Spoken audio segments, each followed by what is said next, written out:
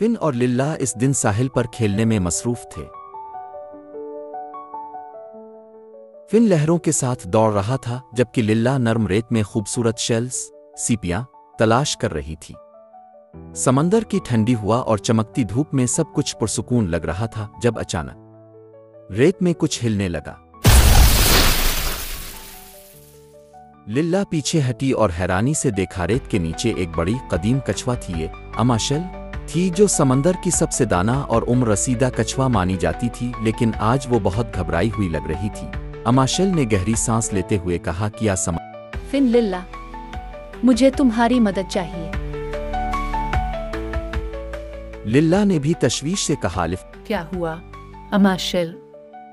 क्या समंदर में कोई मसला है? हमें क्या करना होगा?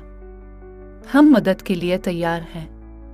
अमाशल ने इधर अल्फादेर देखा जैसे कोई उनका पीछा कर रहा हो, फिर सरगोशी में बोली, एक कीमती नीला मोती जो समंदर की सबसे ताकतवर चीजों में से एक है, चोरी हो गया है। यह मोती हमेशा नेकी के लिए इस्तेमाल होता था, मगर अब काला डार्क नामी एक शरीर ऑक्टोपस ने इसे चरा लिया है। अगर वो इसकी ताकत को काबू कर ले तो पूरा समंदर खतरे में पड़ सकता है। लिल्ला ने फौरन कहा, हमें क्या करना होगा? हम मदद के लिए तैयार हैं। अमाशल ने बताया कि मोती एक तारीक गार में छुपा है, लेकिन वहां तक पहुंचने के लिए एक खुफिया रास्ता जाना होगा जो कि सिर्फ समंदर के बहादुर तरीन मखलूकात ही तय कर सकते हैं। फिन जोश से बोला, तो फिर देर किस बात की, चिल्लू फौरन निकलते हैं। क्या फिन और लिल्ला काला डार्क के मार्शल ने उन्हें एक खुफिया रास्ते के बारे में बताया जो समुद्री घास के मैदानों से गुजरता हुआ एक तारीक गार तक पहुंचता था। वहां काला डार्क रहता था। फिन और लिल्ला अपनी तेज तैराकी की महारतों का इस्तेमाल करते हुए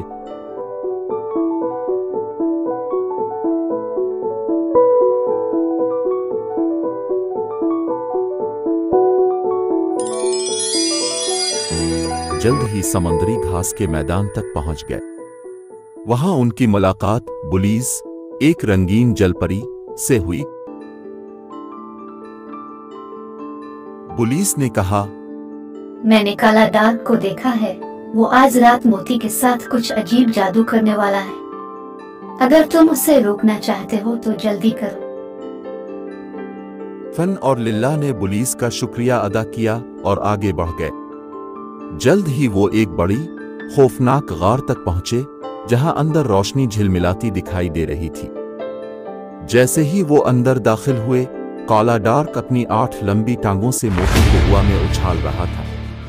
अलिफ काला डार्क ग्रा। आखिरकार जब ये जादू मुकम्मल हो जाएगा तो मैं समंदर का बादशाह बन जाऊंगा। फिन और लिल्ला ने आंखों ही आंखों में इशारा किया और एक मंसूबा बनाया।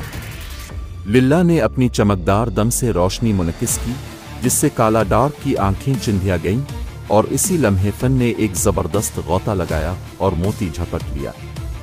काला डार्क गरज कर बोला, ये मेरा है, वापस दो। लेकिन लिल्ला और फिन पहले ही गार से बाहर निकल चुके थे। काला डार्क उनका पीछा करने लगा, लेकिन जैसे ही वो समुद्री घास के मैदान में पहुंचे, बुलीज और उसके जलपरी दोस्तों ने जाल की तरह समुद्री घास बांधकर काला डार्क को जकड़ लिया।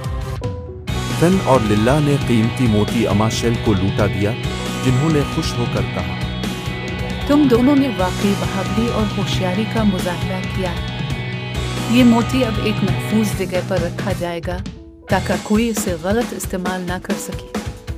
समंदर की मखलूकात ने जश्न मनाया और फिन और लिल्ला को समंदर के सबसे बहादुर मुहाफिजों के तौर पर सराहा गया।